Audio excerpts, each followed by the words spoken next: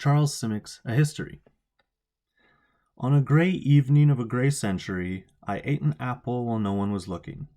A small sour apple the colour of wood fire, which I first wiped on my sleeve. Then I stretched my legs as far as they'd go, said to myself, why not close my eyes now, before the late world news and weather? Charles Simic is a Serbian-American born in Belgrade, Yugoslavia in 1938. He lived through World War II and suffered a couple counts of displacement due to bombings and attacks and that sort of thing. This should be attributed as stating it's a large deciding factor in what shaped his worldviews, and I think that probably bleeds a little bit into the style of his sonnets. That being that he's often attributed with a minimalist or even surreal method of writing his sonnets, and while I've not read anything else from him, his books or other poems of the sort, I find that to be quite evident in history, in that he has a very simplistic use of syntax, a lack of any sort of description beyond or with any sort of being overtly euphonic or dissonant, and most strikingly, in my opinion, his lack of embellishment into the tasks or action that his speaker, presumably him, performs on a daily basis. It's therein that lies the greatest, if perhaps the only, of a few literary devices that he actually uses throughout this sonnet, that being tension. There are a few other examples I found, and I think the lack of use of literary devices pertains to his type of minimalism, and I'll explain it later, or at least my opinion of it later.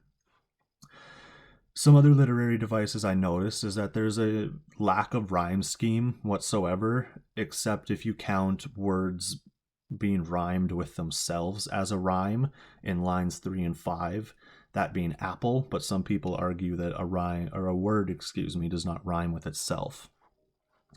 Besides that, the first 8 lines are broken into a pattern, that being 4 lines each of a caesura, a comma, a caesura again, and then a period. But I find little significance of this pattern beyond the fact that it's just the speaker either describing a thought or action and then concluding it with the period. This pattern does sort of follow through in the last 6 lines, except the period does not end on the 4th line, it ends on the 6th line. But again, I find no significance of this beyond the fact of him just explaining what he's doing. I find that beyond signifying what he's doing here, he also makes a minor comparison of the color of his apple to that of wood fire, which I suppose could be used as perhaps a metaphor or perhaps euphonic device, depending on how much you want to look into it. But I think his lack of literary device is actually more important than trying to find literary devices he has used in his sonnet, that is. Beyond these few devices I could find, he really adds a sort of mundane matter-of-factness to the speaker essentially just going through his everyday life.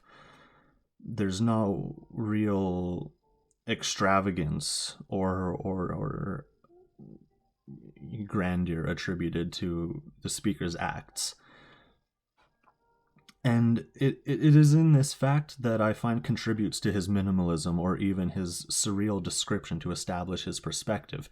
His lines are very short, they're very concise and to the point. They don't over-embellish or try to over-explain themselves. I think they serve a purpose in being as short as they are, and that is to set up the tension between the blandness and the grandeur of history, the title of the sonnet.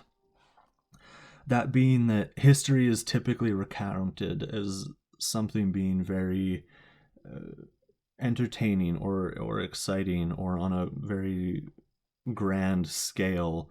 But in this sonnet, he reduces history to a man eating an apple and watching the news, or perhaps even taking a nap before he watches the news. And I find that the best way to sort of elaborate on this would be things like you and I, in that Sure, we may not be doctors or anything of the sort fighting this pandemic as a part of history. However, we are as much a part of history as they are. Sure, our roles are different, but it's history nonetheless.